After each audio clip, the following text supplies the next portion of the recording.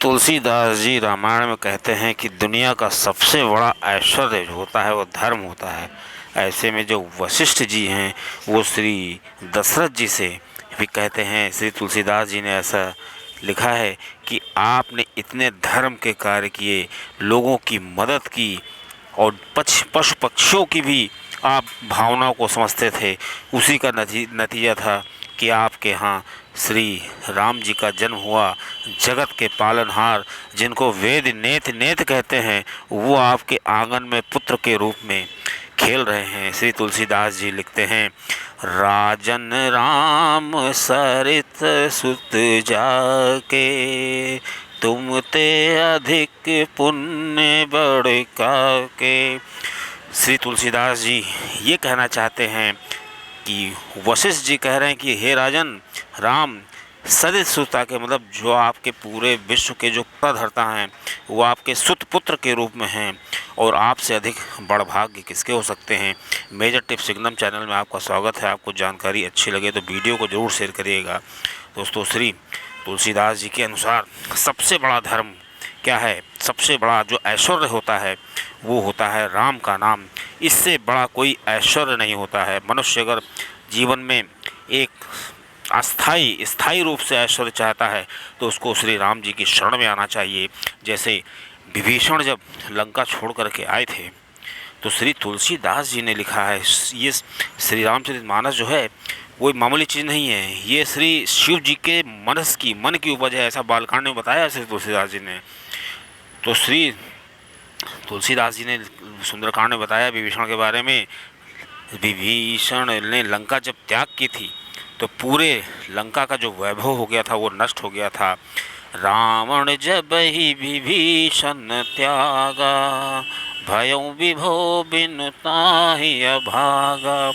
क्योंकि रावण की लंका से जब विभीषण चले थे तो क्या वहाँ से कोई सोना चांदी लेके आए थे? कुछ नहीं लेके आए थे, वो तो खाली हाथ आए थे। लेकिन ऐसा क्या था कि विभीषण के आने पर पूरी लंका वैभवहीन हो गई थी, और ये चीज़ श्री तुलसीदास जी ने लिखा है। तो दोस्तों, पूरी लंका में केवल एक ही इंसान ऐसा था जो राम का नाम लेता था, राम को मानता था, वो थे विभीषण।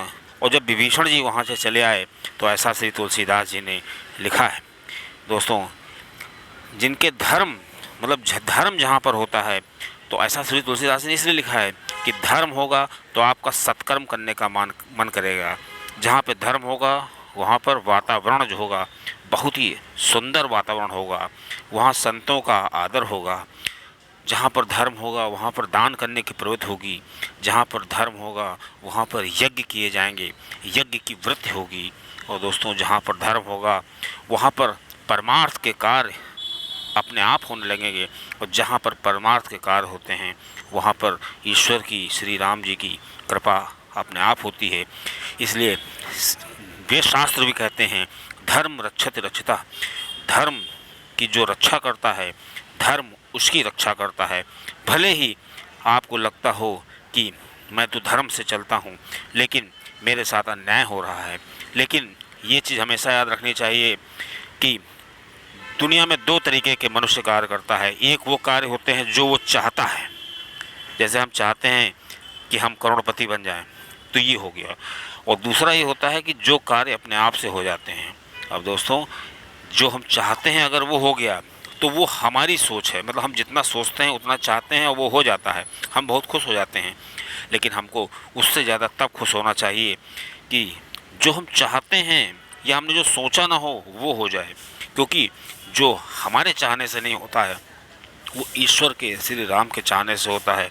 और श्री राम जी भक्त के बारे में बहुत अच्छा सोचते हैं, और वो वही सोचते हैं जो उस भक्त को दूरगामी परिणाम देता है, और उसके पूर्व जन्म के प्रारब्ध और जो प्रेजेंट जन्म के जो इसके कर्म हैं उसके आधार पर श्री राम जी नतीजा देते हैं। इसलिए मनुष्य को कभी भी निराश नहीं होना चाहिए। अगर भगवान कुछ करते हैं तो वो एक ना एक दिन बहुत अच्छा परिणाम निकलता है, और ये चीज़ बहुत ही देर में समझ में आती है। दोस्तों, से